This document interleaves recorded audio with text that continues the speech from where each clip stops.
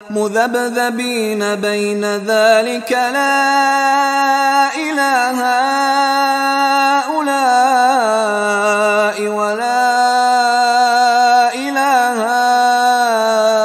ہؤلاء ومن يضلل اللہ فلن تجد له سبیلا۔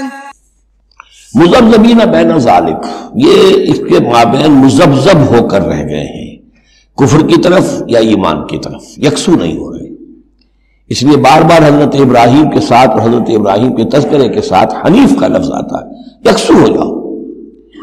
دنیا میں کفر پر بھی انسان یکسو ہو تو کم سے کم دنیا بن جائے گی اس کی، لیکن یہ کہ اصل میں اگر دنیا اور آخرت دونوں بنانے ہیں تو پھر ایمان کے ساتھ یکسو ہونا ضروری ہے۔ لیکن بیچ میں رہیں گے ادھر کے نہ ادھر کے، تو ان کے لیے تو خسرت دنیا والآخرہ، ان کے لیے دنیا اور آخرت دونوں کا گھاٹا اور نقصان ہے۔